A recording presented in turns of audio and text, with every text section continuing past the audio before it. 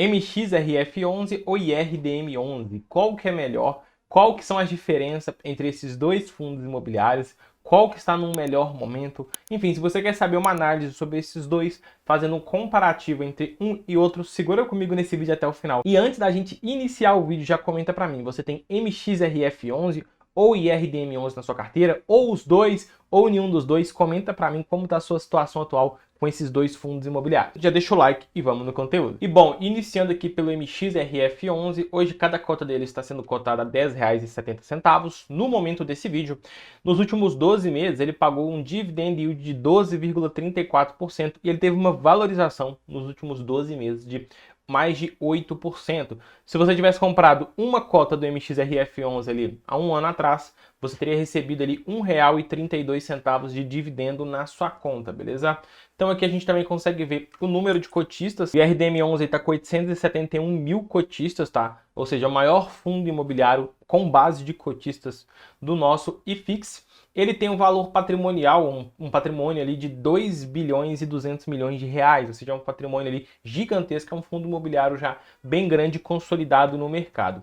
Ele está com 1,58% em caixa e ele está com um PVP de 1,06. O que é o PVP? É basicamente o preço dividido pelo valor patrimonial. O preço, a gente pega o preço que está sendo negociado no momento no mercado, e o valor patrimonial, o VP, a gente pega esse indicador aqui, ó, que está R$ 10,10. A gente faz a divisão um pelo outro e vai dar um número pra gente, tá? Do MXRF11 está em 1,06. O que isso aqui está mostrando pra gente? Que se fosse igual a 1, o fundo imobiliário está sendo negociado no mercado em linha com o seu valor justo a cada cota. Se estivesse abaixo de 1, ele estaria sendo negociado com desconto no mercado, ou seja, abaixo do seu valor justo.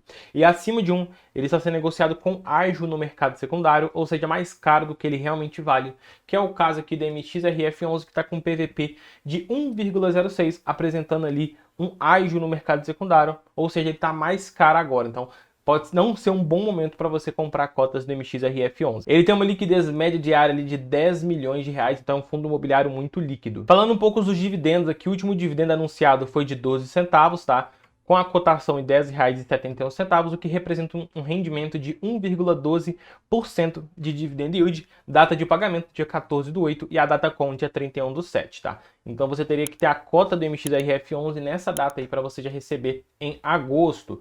A gente consegue ver aqui a comparação anual, tá? A gente consegue ver ali que em 2022 ele pagou menos do que em 2023, ou seja, nesse ano aqui de 2023 ele está pagando mais dividendos do que comparado ao ano passado. Comparando o mesmo período de 2022 com 2023, a gente consegue ver que ano passado ele pagou 72 centavos de dividendos e nesse ano 83 centavos. Na comparação anual, ele pagou ali mais de 15%, tá? Comparado ao ano passado. Então, tá tendo uma boa distribuição de dividendos. A data com que a gente consegue ver que o MXRF11 tem uma data com sempre bem próximo ali, tá? Do fim do mês, então nos últimos dias do mês. Então é a data importante para você saber que você tem que comprar cotas dele nessa data, tá? O fundo se iniciou no dia 4/7 de 2011 e ele é do segmento de papéis, tá? Agora falando aqui do IRDM11, o Iridium, tá? Cada cota desse fundo imobiliário hoje está sendo cotado em R$ 87,30. Ele pagou de dividend yield nos últimos 12 meses 12,91% de dividend yield, o que representa aqui, se você tivesse comprado uma cota dele há um ano atrás, você teria recebido ali de dividendos em reais de R$ 11,27. Ele teve uma desvalorização nos últimos 12 meses de 14,7%, enquanto o MXRF11 teve valorização. Ele tem 288 mil cotistas, tá, na sua base. O MXRF11 tem muito mais, porque é o maior fundo imobiliário na base de cotistas, o MXRF11. Ele tem 5,48% em caixa e ele tem um patrimônio de 3 bilhões e 200 milhões de reais, ou seja, ele é maior do que o MXRF11, tá? Ele tem um PVP, conforme eu já expliquei para vocês, de 0,97, ou seja, ele está sendo negociado aqui no mercado abaixo do que realmente vale. E isso aqui pro IRDM11 é muito interessante, porque ele sempre foi negociado ali antigamente acima do que realmente vale. Então pode estar apresentando uma oportunidade, não é nenhum tipo de recomendação. Vamos continuar a nossa análise aqui. Ele tem um valor patrimonial a cada cota de R$ 89,63, tá? Ele está com uma liquidez média diária de 4 milhões de reais, ou seja, é um fundo imobiliário muito líquido que você consegue negociar ali tranquilamente, diariamente, sem ter grandes problemas com liquidez, tá? Aqui a gente falando do rendimento, tá? O último rendimento dele aí foi de 87 centavos, o que representa um rendimento de 0,97% de dividend yield, tá? A data base de pagamento foi 11/7 e a data de pagamento dia 18/7. Para junho ele ainda não anunciou, porque ele costuma anunciar ali mais pro meio do mês, tá? Descendo aqui, comparando os dividendos do ano de 2022 com 2023, 2022 é um laranja, tá? Vocês conseguem observar que 2022 ele estava pagando mais. E nesse ano de 2023 ele está pagando menos dividendos comparado ao ano passado. Então a gente consegue observar aqui, ó, que teve uma queda nos dividendos, tá? Aqui embaixo de 28%. Comparado ano após ano, então ele teve uma grande queda na sua rentabilidade. Falando sobre a Datacom, tá? E a data de pagamento, Datacom costuma ser no dia 11, dia 12, dia 10, dia 9, tá vendo? Então vocês têm que ter as cotas dele nessa data para você receber os pagamentos aqui nessas datas informadas pelo IRDM11. O fundo foi iniciado aqui em 2018 e ele é do segmento de papéis. E se você chegou até aqui no vídeo, deixa o like e se inscreve para mais conteúdo sobre investimentos, que agora vamos olhar a carteira desses dois fundos imobiliários. Olhando a carteira aqui do MXRF11, ele tem 77% da sua carteira em CRIs, que são ali operações de renda fixa, operações de empréstimo, ele financiando, tá? Ali, por exemplo, o João quer expandir um shopping e o João quer captar recursos. Ele consegue fazer isso ali através de um CRI. E o MXRF11 vai lá e financia, tá? Esse título ali, financia o João comprando esse título e emprestando dinheiro a juros. Então, ele é basicamente um financiador aqui. Ele tem 2% em caixa, ele tem 16% em cotas de outros fundos imobiliários e ele tem 5% em permutas financeiras. Já o IRDM11 ele tem 69% em CRIs, a mesma questão do MXRF11. Ele tem quase 21% em cotas de outros fundos imobiliários. Ele tem 5% em caixa e 4% em fundos imobiliários de renda fixa. São fundos imobiliários um pouco diferentes ali do convencional, tá? E a gente consegue ver que a carteira dos dois é bem parecida, né?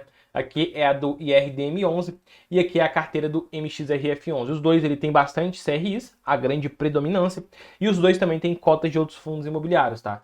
O MXRF11 e o IRDM11. No MXRF11 aqui, observando como que essas operações de CRIs, que ele é financiador, que ele empresta dinheiro, como que esse valor é reajustado, como que o MXRF11 ganha dinheiro, tá? Então, grande parte dos indexadores ele é o IPCA, tá? Sendo 56% e 43% é em CDI. Ou seja, ele tem uma boa diversificação entre os dois, IPCA e CDI. E isso é positivo porque em alguns momentos a taxa Selic vai estar alta, o nosso CDI vai estar alto e a nossa IPCA vai estar baixo. E depois o IPCA vai estar alto e o nosso CDI e a taxa Selic vai estar mais baixa, e com isso ele tem uma boa média entre os dois. Então é um ponto positivo aqui na carteira do MXRF11. E já aqui na carteira do IRDM11, a gente consegue observar que ele tem 50, quase 60% ali em IPCA, tá?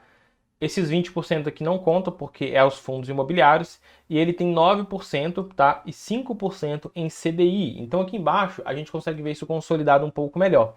A gente consegue observar aqui, do patrimônio dele aqui, em indexadores das operações, quase 60% IPCA, tá? 21% aqui fundos imobiliários, então não tem indexador porque são outras cotas que eles investem. E aqui, ó, 9,34% CDI+, tá? E 5,43% CDI, 99% CDI.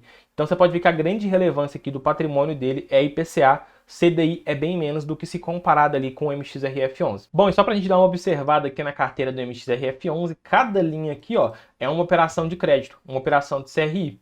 E a gente consegue ver que a mais representativa do portfólio do MXRF11, ela representa do total do seu PL, do seu patrimônio líquido, de 5,33%. A segunda, 4,54%, 3,87% e por aí vai. Ou seja, é muito diversificado. Você não tem nenhuma concentração em alguma operação de crédito de 20%, 30%. E isso é positivo porque se algumas delas que der default, tá, a pessoa der o calote, vai impactar, mas não vai impactar tanto se fosse uma operação que representava 30% do PL. Então é sempre bom a gente olhar essa diversificação aqui para ver como que está a diversificação da carteira do fundo imobiliário de papel, para ele diluir no risco. Então essa aqui é do MXRF11 e já a carteira aqui do IRDM11, a gente consegue ver também que ela é bem diversificada, tá? Cada linha disso aqui é uma operação de crédito, tá? Vocês podem ver que tem bastante operações de crédito. E olhando a mesma coisa que a gente olhou ali no MXRF11, nós conseguimos observar que o mais representativo aqui é 2,49%. Esse primeiro aqui não é porque ele é o tesouro, tá vendo? Isso aqui é o caixa da empresa. Tá até falando aqui, não é operação de crédito. E o caixa da empresa está em 5,43%.